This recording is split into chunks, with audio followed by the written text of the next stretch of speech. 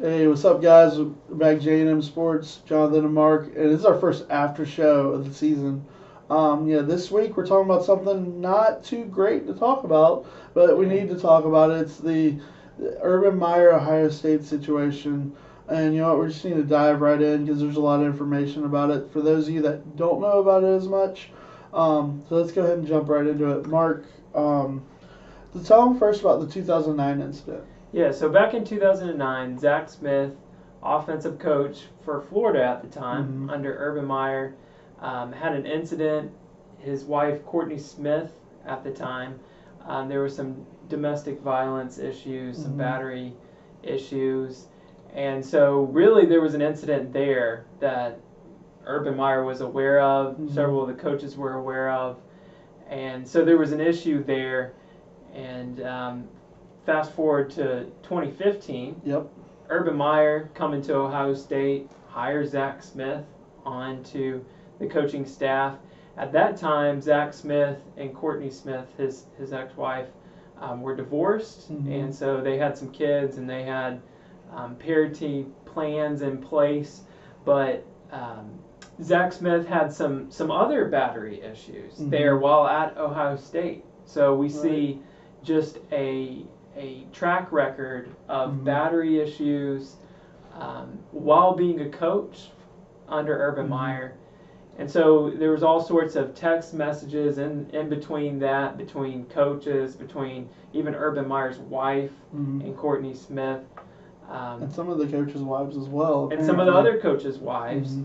And so there was a lot of knowledge, documented knowledge of these things taking place.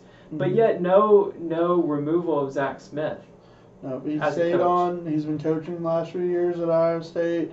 But what came up was back in Big Ten Media Day, why this is all coming up now, is there was a reporter, McCurphy, he actually asked Meyer about some of these allegations. Yeah, there was a report he was doing with Courtney Smith. Yeah. And apparently she was telling him all the stuff that had happened with Zach, and he asked Urban Meyer about it, and Urban Meyer pretty much denied it. He said there was no incident. He had no knowledge of even there being an incident, which we later find out isn't true.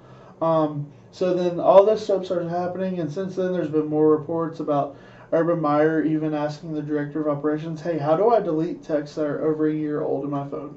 That report came out August 1st. When they started an investigation on August 2nd, they got his phone and it had everything deleted past before a year. So it's just kind of fishy that happened to happen the day after a report comes out. So there's a lot of things that are pointing to what happened, even though there's no real document that it for sure happened. But just the fact that it seems like there's a lot of backlash to Urban Meyer that he knew of a situation and he failed to report it and do his due diligence on what his responsibilities are. So the question comes in, a couple of days ago, they announced to Ohio State that he's going to be suspended for 3 games without pay, and that's going to be the end of it. Of course, Zach Smith was already fired, but Urban Meyer just got 3 games suspension, and that's really what a lot of people are upset about that, Mark, is the fact that he only got 3 games. You want to elaborate more on it? Yeah, I mean, so the issue is it's failure from the top down. It's not just Urban Meyer, really. Right. It's the other coaches. It's the coaches' wives. You know, no doubt, to give Urban Meyer the benefit of the doubt, you know, he's out there recruiting. He's out there running his program. For 365 days out of the year. I mean, his life is probably crazy. And it should be said that also he and his wife were trying to help Zach Smith. You know, they referred him and Courtney to counselors, and we don't know all the details in regards to that. That was during, to be for the record, that was during the 2009 incident when they were still married and all that. They're like, hey, y'all need to get counseling and stuff. But that was all that was really done at that point. Yeah, and so we don't know all the details, but there might have been improvements there, and that's why Urban Meyer gave Zach Smith a chance. You know, he was divorced by the time he came to Ohio State.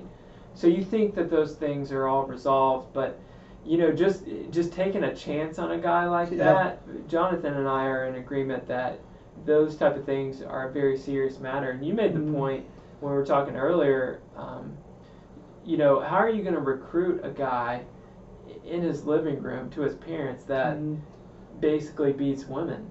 I mean, that's not a great way to attract people. This man I'm giving another chance to has done these things, or allegedly been done these things, but we want you to put my son in your hands to make them a man. Yeah, it really seems far fetched that would even be the case, and I'm sure there's other situations like this that we just don't know about. But it's just what's the message they're sending, even giving them another chance? Okay, but I would think you would be on a short leash. The fact that there was another incident at Ohio State and he wasn't removed immediately. Yeah. That's where I think the bigger issue is on Urban Meyer's front. He wants to be seen as this guy of great integrity. Well, I know some people, you could say that's an opinion on what a good life is and stuff, and how you treat women and stuff. I think we're in agreement that being your wife is a line you don't cross. Hitting any women, I think we both would agree is not the case. So I feel like, at least in our situation, like we feel like we failed to have integrity in this situation. So the issue of not reporting to the proper people when things happen, not removing a coach when you hear of an incident like that. So you've got that. Then you've got the lying at media days. Yeah. I mean, just outright lying. I mean, it's better not to make a comment and be perceived as not knowing all the details than actually saying that you don't know when you did know. Yeah. So the outright lying, that's an issue. But the biggest problem that I have is just the reactionary tone that the Ohio State football team, but also university, has taken to this. It's that basically the only time that action was taken was when things blew up in the media. Right. So instead of taking a proactive approach and researching before things blew up, they only made changes when the media and the public outcry was bad. Right. That's never a good tone to take, and it's going to be hard for Ohio State to rebound from this.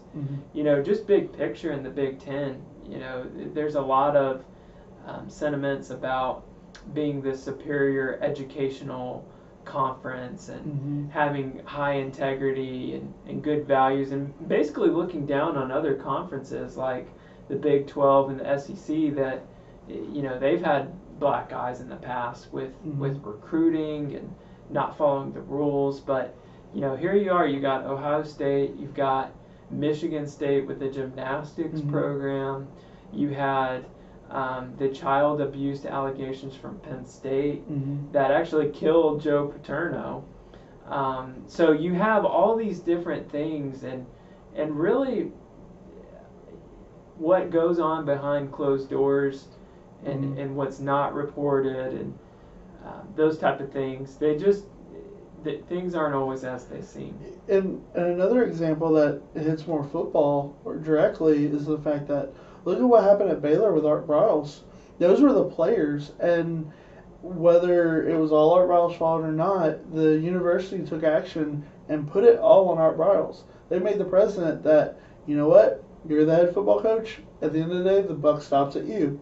And the fact that this happened under his watch, Art Briles probably will never coach again because of it. In fact, was it last year we thought he may have had a job in the Canadian Football League, and even they got backlash in Canada for it, and he didn't get a job out of it?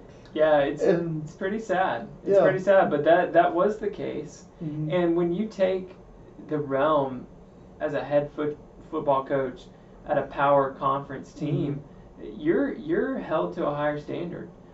You have to bring on people in your program that have great character, high integrity, because you can't afford to micromanage. You can't afford to get into these issues with people. It's impossible. There's so much pressure to the job, and you have to win, and you have to win immediately, or else the clock's ticking and you'll be out. But these coaches, just to say that you didn't know, let's just dissect that for a second. to say that you didn't know of an issue, well, that's even more of an issue because you need to be aware and you need to know of what's going on. Not just the coaches, but the players. Mm-hmm. It's almost more important for the players, and we see a lot of issues with domestic violence with players now too. So this is something that really needs to be addressed and needs to be taken seriously. Right. And I say that's one of the few things I know a lot of people don't agree with a lot of the decisions the NFL makes, but this is one that they actually have attempted to make. Whether there's situations where they've done the proper thing as far as following up on it, but when the whole Ray Rice thing happened, they drew a strong line saying we're not going to tolerate this.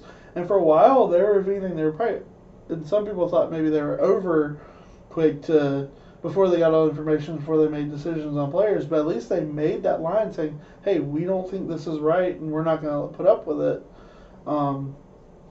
So I just don't see how 3 games is either, to me, it's either way too much or not enough.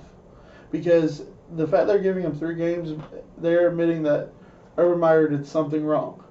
So what was he technically wrong of? What are they saying these games are for? That's the other thing is they're just kind of like, oh, we need to do something to appease, which making him make that apology, which I thought wasn't much of an apology. In fact, they had to make a statement after he apologized to say, hey, he apologized. That's a problem. So there's so many questions I have for the university and the decision they made on top of all this stuff on Urban Meyer and how you should view himself. Yeah, he got up there at the press conference when it was announced that he was going to serve a 3-game suspension and just read from a piece of paper an apology where he never actually addressed Courtney Smith, the victim here. So, I mean, whether you think that's right or wrong, it was very disappointing to see. And it was. You know, will this 3-game suspension affect Ohio State? Jonathan and I would probably say, not really. I mean, Ohio State, they have plenty of talent on the field. So we don't really think it'll be an issue, but yeah, I made the joke in our preseason show with this still up in the air. I was like, they could have a clown just making balloon animals for kids playing the head coach, and they're probably going to win those 3 games even without him. So they've got so much talent, but you kind of wonder what's going on and how they're going to make an effort to change. Hopefully this isn't a repeat for Meyer. Yeah, and let's don't just single out Ohio State in this. There's plenty of other college football programs in the country right now that are having similar issues, and we just don't know about them. So hopefully, like you said, Jonathan, hopefully college football takes a tough stance on this, and really it's going to have to be up to the universities to be serious and to care more about the people than the wins and losses on the football field. So that's all we can hope for, really, that comes from this, and hopefully everybody can learn from this situation and do better next time. Right. Yep. So that's going to be all for us on this situation. If anything more comes up, I'm sure we'll talk about it.